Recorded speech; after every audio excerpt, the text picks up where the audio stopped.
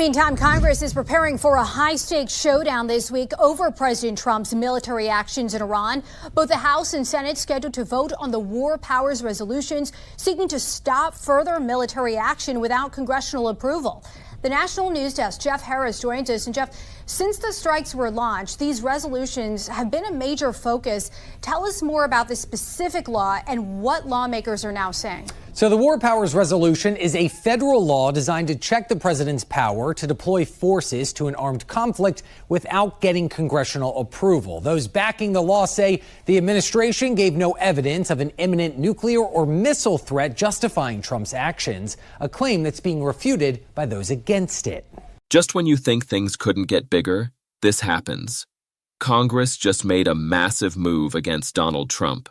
They passed a War Powers resolution saying his Iran strikes were illegal, unconstitutional, and not approved. They ordered him to stop immediately, but it didn't stop there. They also demanded he resign or be removed right now. And at the same time, they passed impeachment. Even members from his own party supported it. This is huge. Let's break it down. President Trump grading the U.S. military operation so far on a scale of 1 to 10. He says it's a 15. Late today, Senate Democrats trying to force a war powers vote to restrict further military action without congressional approval. Mary Bruce now at the White House. Tonight, 5 days into the war with Iran, President Trump giving the American operation a glowing grade. We're doing very well on the war front, to put it mildly, I would say. Somebody said, on a scale of 10, where would you rate it? I said about a 15. But Democrats furious Trump went to war without congressional approval as required by the Constitution. The power to declare war is ours. If we give it up, then we are turning our back on the Constitution and our responsibility to the American people. All right, let's slow this down and really understand what just happened, because this is a very serious moment. This War Powers resolution is not just symbolic. It has real meaning and real authority. It is based on the Constitution, specifically Article 1, Section 8.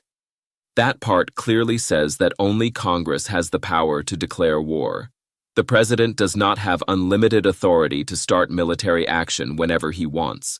And that is where the problem begins. Donald Trump did not go to Congress. He did not ask for approval. He did not request authorization. He did not even properly inform congressional leadership before taking action. He made the decision on his own. From Congress's point of view, that crosses a line, not just politically, but legally and constitutionally.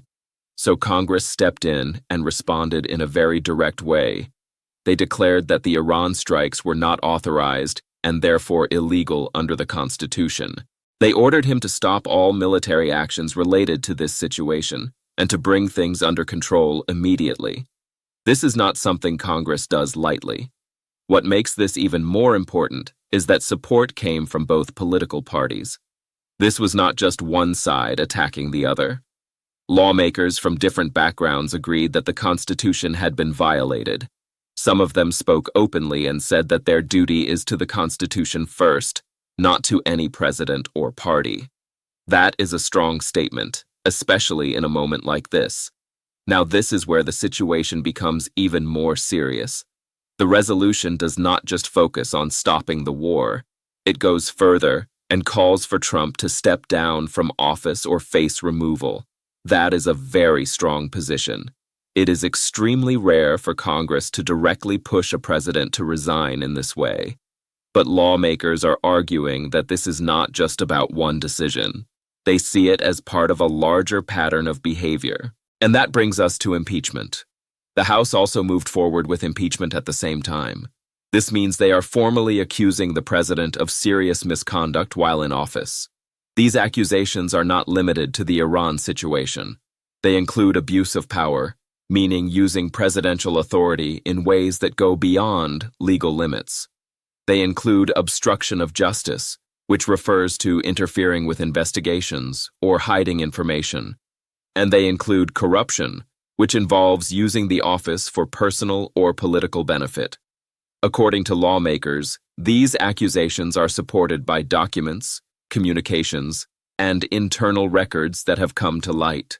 Because of this, They believe the situation is serious enough to move beyond warnings and into formal action. Now the process moves to the Senate. This is where things become even more critical. The Senate will hold a trial. Evidence will be presented. Arguments will be made. Senators will review everything and decide whether the president should remain in office or be removed. That is a major moment in any presidency. At the same time, there is growing pressure for Trump to resign before that trial even begins.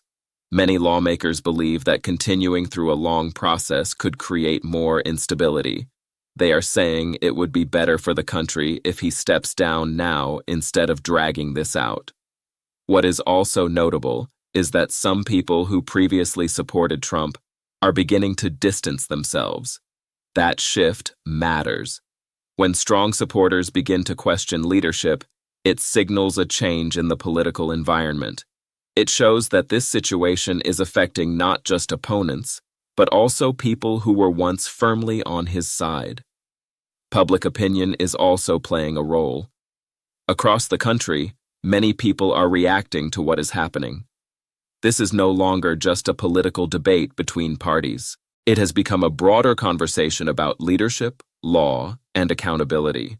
People are asking whether the rules of the Constitution were followed, and what should happen if they were not. That pressure from the public often influences how lawmakers act, especially when major decisions are being made. Now let's talk about why Congress decided to act at this moment.